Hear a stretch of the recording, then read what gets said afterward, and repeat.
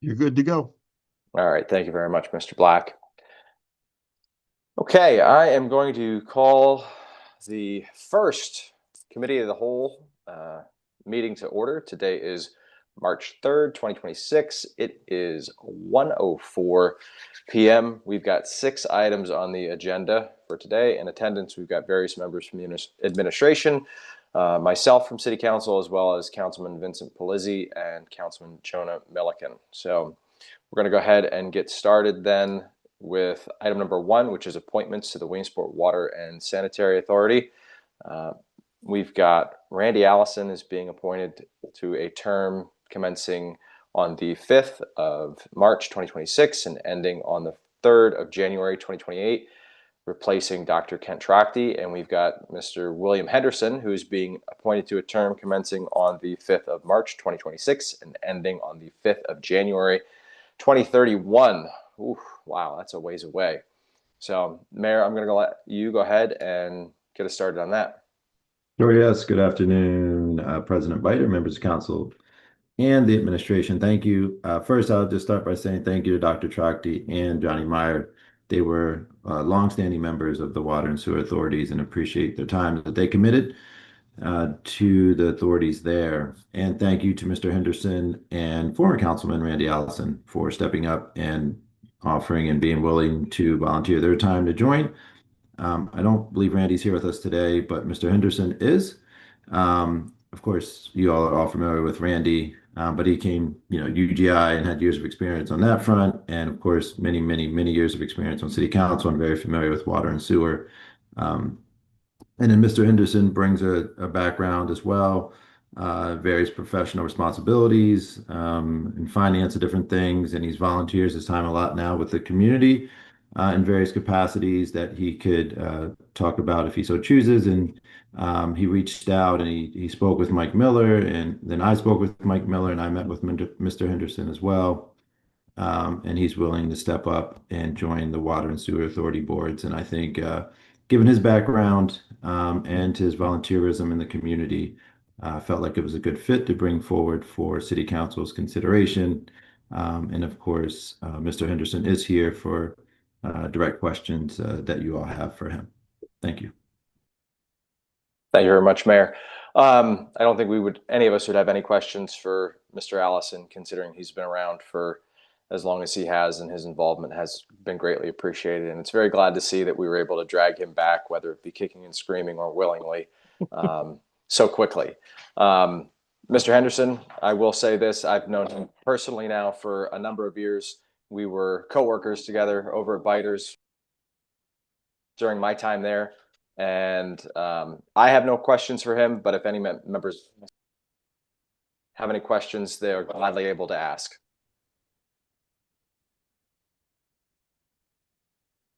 No questions. Just a thank you very much for stepping up. So, but I don't want to. Same, right there with you. Thanks, Bill. Pleasure and honor.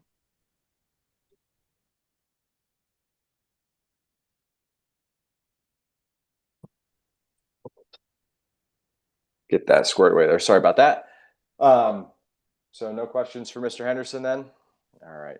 Well, we appreciate you greatly being involved, and thank you again for your willingness to spend the time. It is one of those positions within the city that need to be filled, and your willingness to do that is paramount to the success of the organization. So thank you. You're quite welcome.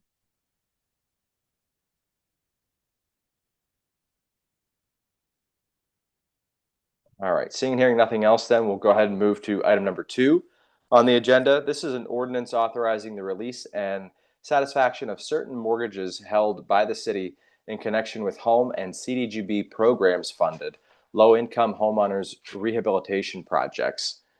Ms. Fessler. Yes, good afternoon, President Biter, members of council. As President Biter just read the ordinance, I'll give you a little bit of a background on the details. So as you know, the city has operated a variety of home rehabilitation programs that benefited low to moderate income residents of the city. In many instances with those programs, there were mortgages placed on people's properties as a result of being a recipient of that funding. And there are many mortgages throughout the city for individuals who have met the terms of those grants and have gone through the program, completed the program, and now the city is in a place where we need to satisfy these mortgages on these homes. So this ordinance will give our department the ability to do that sort of in a more comprehensive and proactive way, rather than individual homeowners needing to reach out to us to ask for the satisfaction of these mortgages. When these mortgages come to term, we are able to initiate the satisfaction if this ordinance is approved.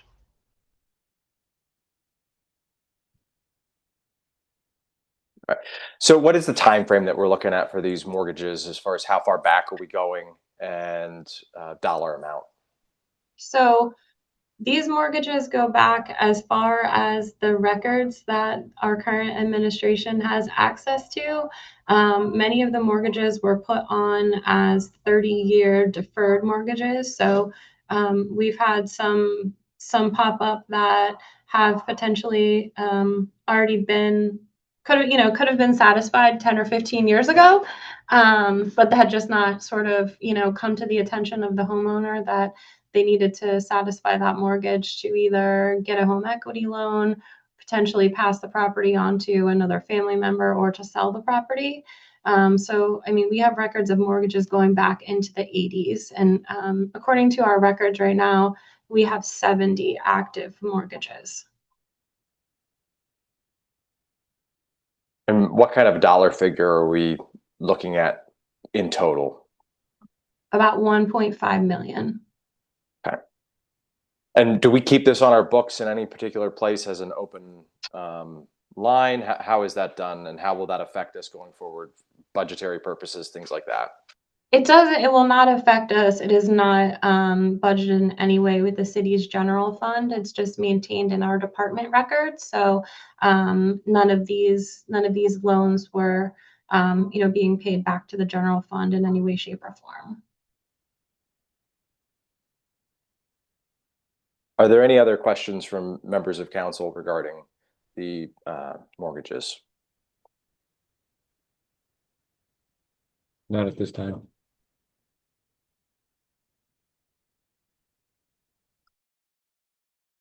I don't have anything, Derek. All right. Thank you, Bonnie. I said Bonnie Katz and Liz Mealy. Looks like they both joined us as well, just for those of us out there to know that they're on the call. All right. And the last question I have, Valerie, does this affect us in any particular way with CDGB funding, home funding, anything like that, as if we are to forgive these? Only in a positive way. Okay. And positive because? So the way that the HUD's expectations are set when it comes to gaining program income from any of the programs that are funded by HUD. So any of the money that would come in as payment on any of these mortgages would be what HUD considers program income. HUD has requires us to have a zero balance on program income at the end of every year. So carrying a balance of funds is potentially looked at as negative from HUD's perspective, and that's not something that they want us to do. So this is something that will help us administratively, will help the citizens of Williamsport, but will also help us remain in good standing with HUD. Excellent. Sounds like a win-win for all parties involved then. And Yes. a headache to navigate through, Valerie and team. So I appreciate you guys walking that tightrope. So thank you for doing that. Thank you. Yes, very much so. Thank you. All right. Then if there is nothing else on this particular item, going once, going twice, we will go ahead and move to item number 3.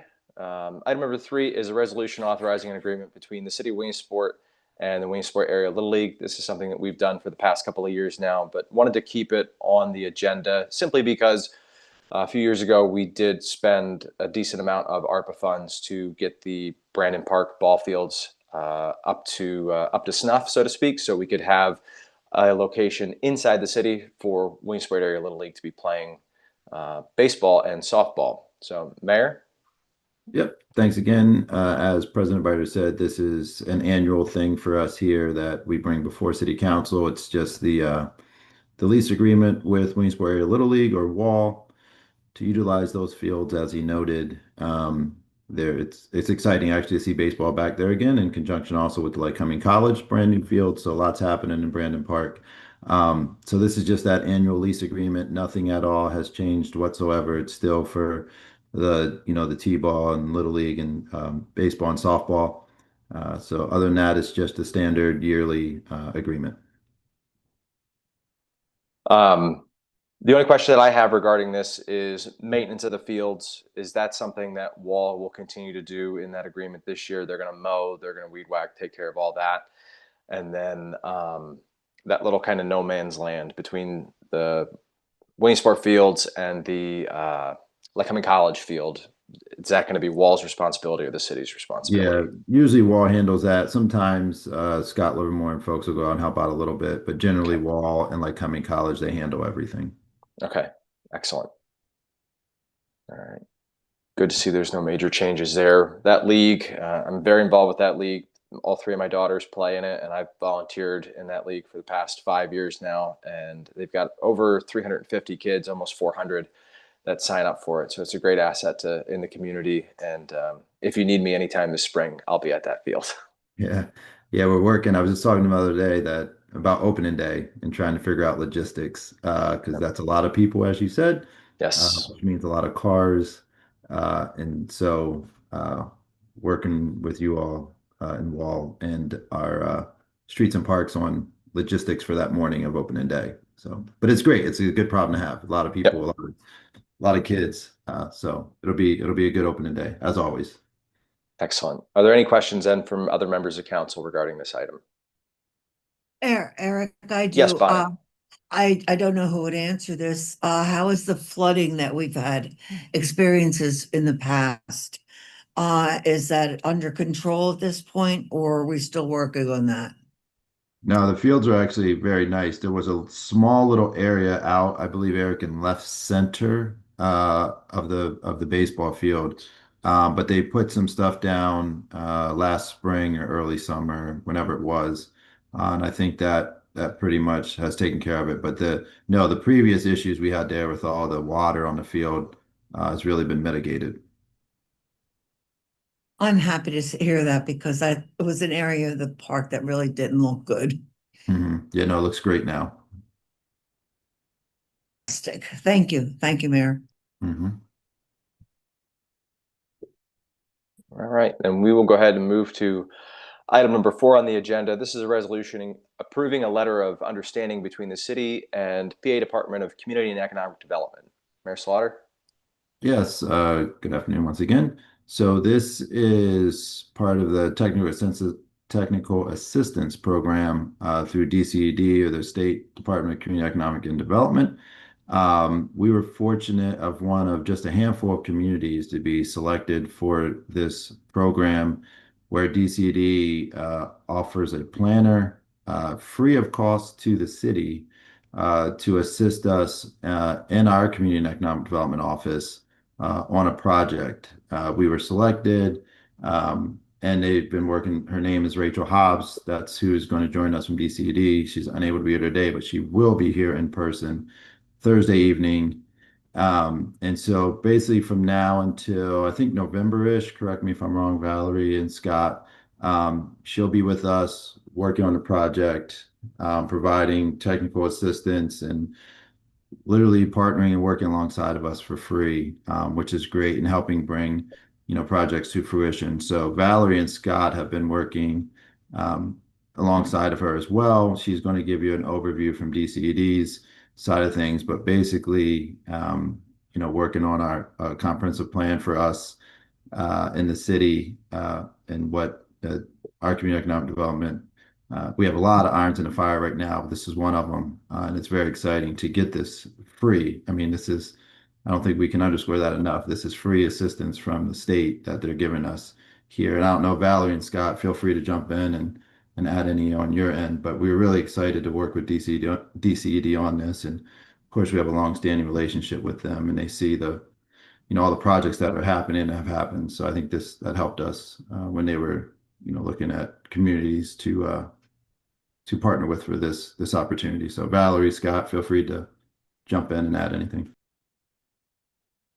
Scott, I'll default to you. Go ahead. Okay. So I'm really excited about this initiative. I mean, this is a new DCED program, and when they were reaching out to communities as they launched this, we were one of the first communities they contacted to work with. So that in itself is very exciting. And the effort that we're going to work on that we identified through some conversation with them is to do a city-specific comprehensive plan. So one of the items that we do have on Thursday night's agenda, it's a resolution closing out a grant that we had from DCNR for a comprehensive parks, recs, and open space plan, right? So we do have the final plan. It's in the Dropbox for your review. The consultant will join us for a short presentation of major findings of that plan. So we have that component sort of functional plan for parks and rec. As you know, we were awarded a Safe Streets for All grant. We actually have an open RFP right now out for consultant services to do a road safety action plan. We've mentioned many times in the past, like we're working up to doing a housing needs study to really do a deep dive into what the housing needs in our community are. So when we're doing projects to either rehabilitate housing or build new housing, promote housing, we're doing the correct things. And we have numerous other planning efforts going on at the same time. At the end of the day, we want to weave all those together into one overall comprehensive plan where, our resources are limited, right? And we can't do everything. So we need to take all of these component plans and tie them together and get an implementable action plan for the city moving forward so that we're doing the highest impact projects that are going to give us the highest return on investment, right? So we know there's no silver bullet, one project that we're going to do that's going to fix every problem that we have, right? So with limited resources, and we want to make sure that we're doing a bunch of smaller things that all have a positive impact, because in aggregate, will have a much larger overall impact to the city. So that's really what we want to get out of all this. We want to take all these component plans. That's what DCD is going to help us do, is look at these other efforts we're doing, how to pull things out of them, how to prioritize, but also they're going to be able to provide assistance with doing some background sort of pre-planning for the comprehensive plan. So we want to make sure that the direction that we're going matches what the community wants us to be doing. So they're going to help us with community outreach to get a really clear idea of what the community vision is for the residents of Williamsport. Where do they want us to be going? Because we can establish where we are, our current conditions very accurately. We need to know where we're going, right? How are we defining success, right? How can we measure as we're making progress? How do we measure that we're being successful as we do these projects to make sure we're going in the right direction? So they're going to help provide some of that guidance as well. So yeah, I'm extremely excited about this and ready to get started on it. That sounds fantastic. Now, is this individual going to be in the city offices on a weekly basis, daily basis? How's that going to work? My understanding is that there will be periodic, like in-person check-ins, and especially if we're doing like a town hall or focus group or interviews, she'll travel here for that. Most of the check-ins will be virtual. Makes perfect sense. I'd love to know, and I'm sure other members of council would love to know, as this project starts to get rolling, some status updates and what they see as the priorities within the city and what studies are going to be the most impactful. So if you can keep us up to date on all of that, I would really appreciate it, Scott. Yeah, I think that's a great idea. I think that maybe not every council meeting, but maybe one council meeting a month for the committee. We could just have a standing item where I can provide updates on That all of the plans. I think that's an excellent idea. I Yeah, think that'd this be is a great venue fantastic. for it. Yeah, I would absolutely agree with you. So, great job to whomever it was that got this rolling too. We really appreciate that, because any help that the state's going to give in their level of expertise is going to be paramount to our success. Mhm.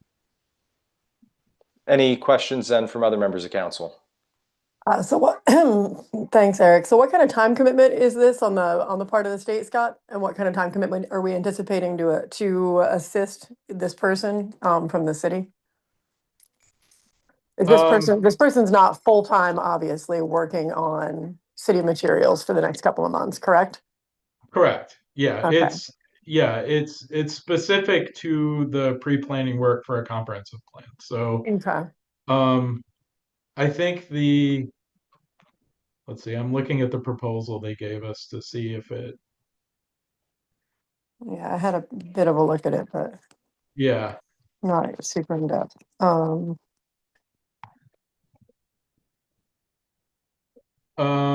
Yeah, it says dedicated staff time of 320 hours over the entire project. That's actually pretty substantial. That's about 20 hours a week between now and August, right? Yeah, or between now and when, and I think it's when we November. authorize Yeah. this letter of understanding, when does the project commence? Basically right away. Yeah, she's pretty much ready, and she'll be here Thursday night in person, so she'll be able to answer some of these questions as well. Maybe on a more specific. I know it says 320, how that breaks down, over the life of this project. But yeah, Yeah. we've already met with her a few times. We've had a few virtual meetings as they were, deciding just whether or not to select us, and of course we were selected, thankfully.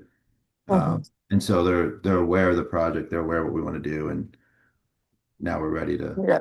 But she'll be here in person on Thursday too. Got it. Okay, so just and sorry, I've been kind of able to put limited attention to this meeting because I've got 4 kids at my house today, thanks to the whatever weather that actually is out there. So she's helping us develop a comp plan, but the end goal, I'm assuming that all of our various studies, this housing needs study, will not be completed by the end of August, correct? Correct. So what is our timeline on sort of reaching the end of the combined planning process? So probably, I would say 3 years to complete all of it. That would be my best guess currently. Got it. And so 2 to this 3 years. Yeah. this comp plan project initiated by the state with this letter is sort of the opening project in this group of study projects. Yeah.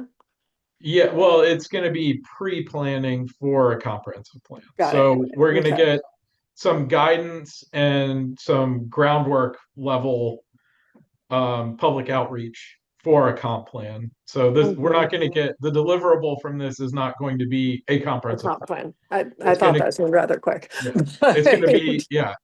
We need to complete the component plans first, and then we'll be ready to do a comprehensive plan. But And how does that line up, Scott, with the end date for, that is to say, I think we're required to complete a comprehensive plan, every 5 years? so the Or city, to piggyback on the county? yeah, so the county, according to the municipal planning code for the state, the county has to do a comprehensive plan every 10 years. Well, they have to review their comprehensive plan every 10 years. Right, So there has to okay. be some sort of review and readoption sort of process that they have to do every 10 years. Right. And we're Mhm. covered by the county's we're not required to do a city comprehensive plan Right. by the But, MPC. well, I mean, But we're required to have a city comprehensive plan, but it can be part of the county's comp plan, correct? right, right. So traditionally what happened was the county did an overall county plan, Mm-hmm. and then I think 2 cycles ago they did multi-municipal plans. So there was a county plan, and then there were several multi-municipal comprehensive plans. So Williamsport was covered under the Greater Williamsport Alliance, which was Mm-hmm. Williamsport, Loyalsock, South, Du Bois Town, Armstrong, and Old Lycoming, I think, were all part of that Greater Williamsport Alliance planning area that had its own comprehensive plan. Right. But the issue you always run into when you do like a county-wide plan or even a multi-municipal plan is it's not targeted, right, Right. to the specific challenges and issues in the city. Right. By going through this process and doing our own standalone comprehensive plan, we can be very targeted. Mm-hmm. And I mean, to be blunt, I mean, Lycoming County is huge, right? I mean, there are 52 municipalities in Lycoming County. We're just one of them, right? I Right. mean, at the county level, you've got 9 boroughs, a city, and Mm-hmm. 42 townships that are all have their own unique challenges. So, we are the largest municipality by population. We're the only city in the county. So we did have an outsized presence in those comprehensive planning efforts by the county, but we were never central. And this gives us the opportunity to really focus on our issues and really be targeted about the projects that we prioritize, and really do a deep dive into the city and, how we can improve things. I guess what I'm asking with this line of question is, I mean, I agree with you.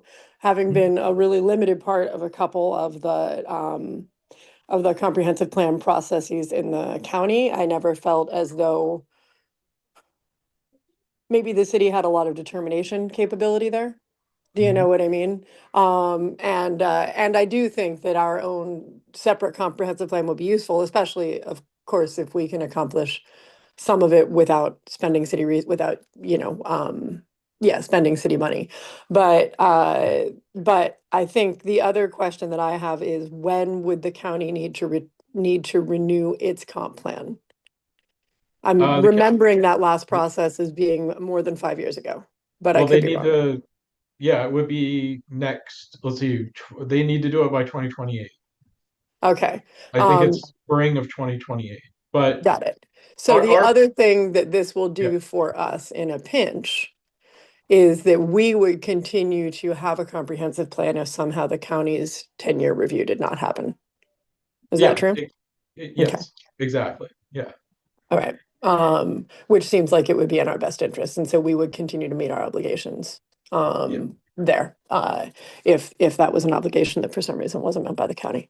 All right. I think that, yeah, obviously that will be a positive thing too.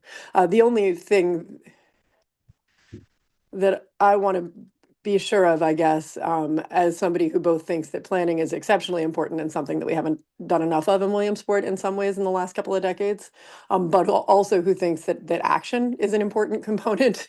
To what extent can we begin to isolate projects that we can pursue before we complete this 3-year planning project? You are absolutely singing my song right now. So that's one of the things I've always like. I love plan development and I love plan writing. The thing that always frustrates me is when, one of the things that kind of gives planners a bad name, to be honest, is the plan itself is the final product, right? And Yeah. it's not, right? The plan needs to be, it's like a cookbook, right? A Right. cookbook is great if you got it on your shelf, but if you're not actually digging into any of the recipes and giving people food to eat, like, who cares about the cookbook, right? So I never use cookbooks, Scott. So to a certain extent, you're singing my song, except I'm really Yeah. bad at following recipes. But I'm- But no, I think, yeah, I guess all that I'm asking is, I think it's a common frustration, you're right, with, that's voiced about planning, that sometimes you put together a great plan, but by the time the plan exists, the municipality is either already decided on a direction or has lost interest, or, you know what I mean? And the plan never turns into a reality. Right. But the secondary component, I think, to a certain extent, if we can complete this home rule process, if we can get the city on a better financial path, a lot of that will also come due in 2028. So we'll be in a position to hopefully jump on some of the recommendations that come out of the comprehensive planning process. Yeah. But secondarily, we have a city that is, for a number of obvious reasons, kind of hungry to see things happening in the meantime. We have work we need to do on the levee. We have moves we need to make on Graffius Run. Yes, we need to know where those fit in our list of priorities, but we also, I think, can't wait until 2028 to tell people what we're going to do and where. So I guess the question is, do we have projects that we are attempting to move forward with in the meantime, even though, we may not know precisely where they fall in the comp plan until 28.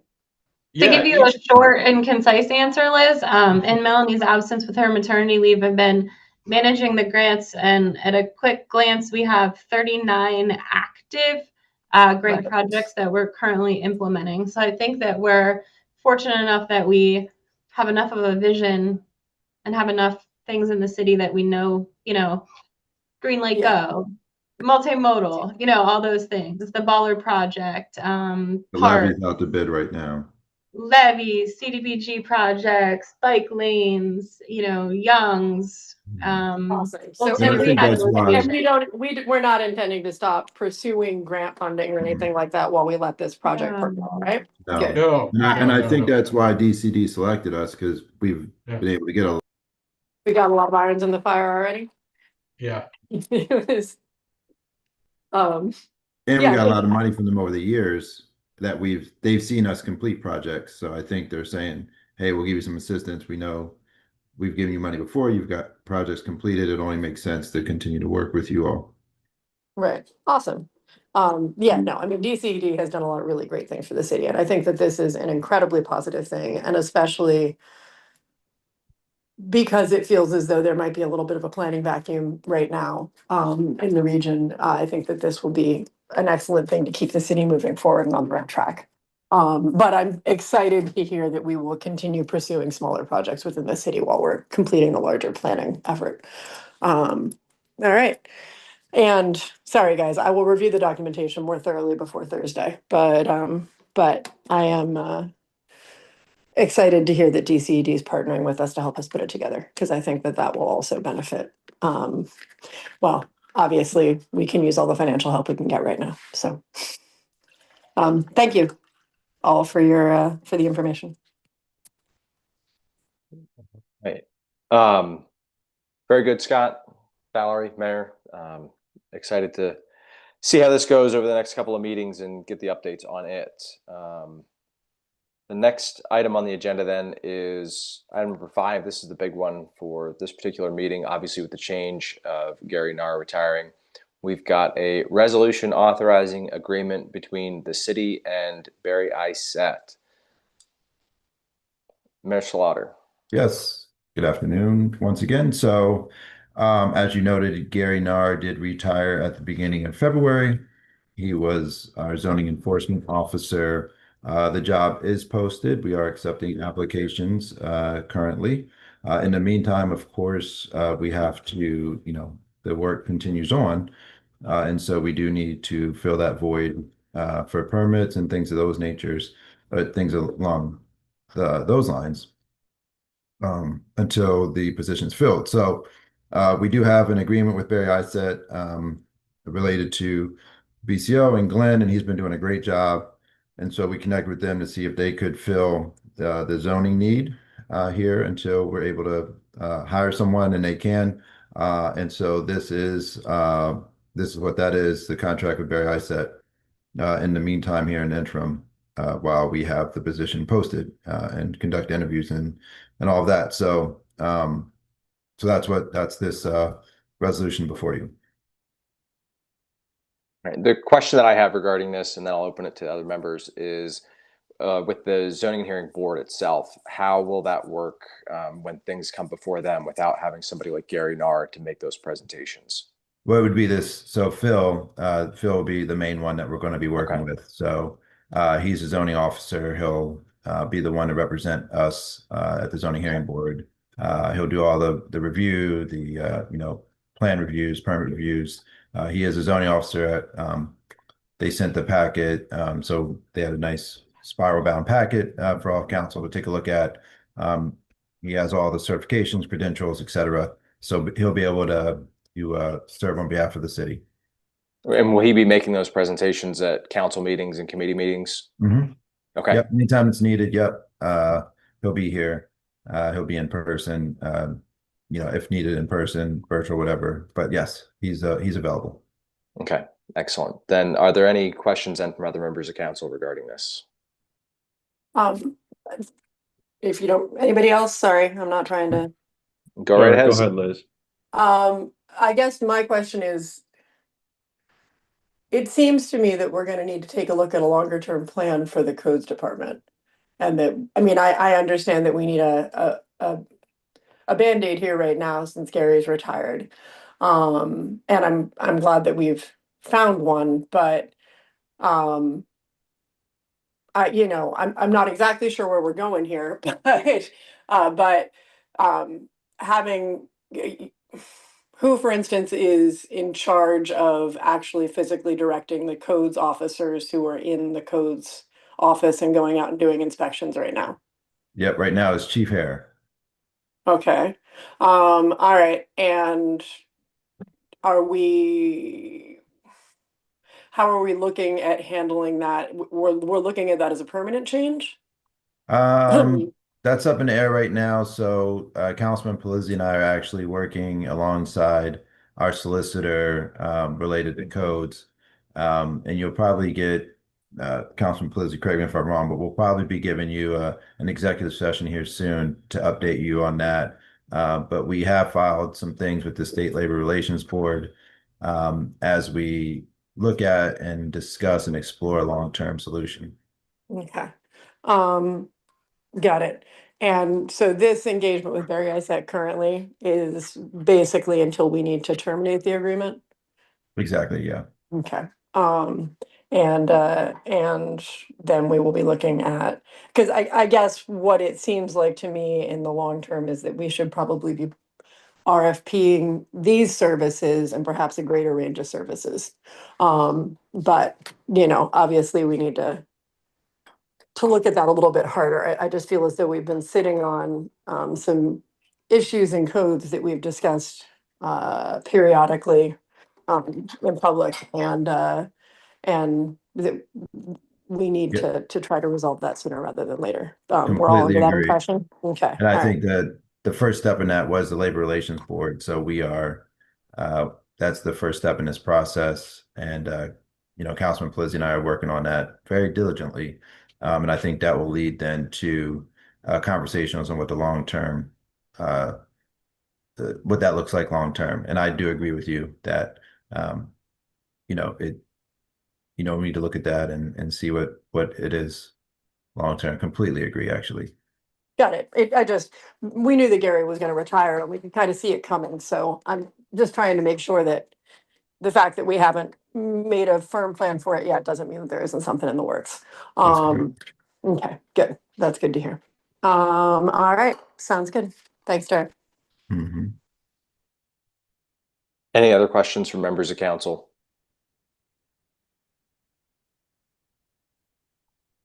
All right. Seeing and hearing none, we will move to item number 6, any related items. Is there anything from the administration or members of council that they would like to bring up here at the committee meeting? Eric, the one thing I think that you'd said that we might discuss at the committee level, except that I don't think that we have everyone from council here right now, is that we have a couple of issues that council and or the administration need to be looking at. I know we've been approached by the police about discussing how to finance some public safety structure improvements. And then we also, of course, need to have a committee between the administration and council kind of overseeing the home rule effort this year. And we had discussed maybe using our committee structure to do that. And you told me to bring it up at the committee of the whole. So Yes, there and you I go. I appreciate you doing that. All right.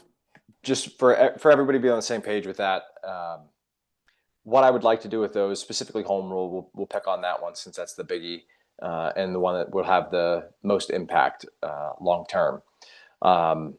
Instead of discussing that every single time at the committee of the whole so we can get through other agenda items in a timely manner, that would be something that I would like to see either go to the Economic Revitalization Committee or the Finance Committee, and they would meet at a separate time. So that way that can be a more in-depth conversation as we start to get items that need to be completed when we go down the process of getting home rule on the ballot and getting the committee together. And as they start to draft the charter for the city, I think it would be a better use of everybody's time if we had all those pertinent to those conversations, and specifically those members that get elected to the committee on a separate committee. And again, this was the whole reason why we did this, making the committee of the whole, so we could get through all the major items and not have to have so many different public safety meetings, finance committee meeting, economic realization committee meeting. We could get it all done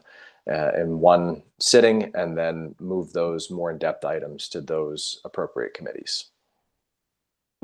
Yeah, so I think I'm just basically putting out an open request. I don't know if we can send out effectively a doodle poll or something to see which committees, which members of council are willing to sit on, but I do think that we need to get a couple of committees together so that if we, as we have issues like this arise that need more in-depth examination, we can kind of shunt it off and make it, the problem of a minority of members of council instead of something that needs to be dealt with by the committee of the whole.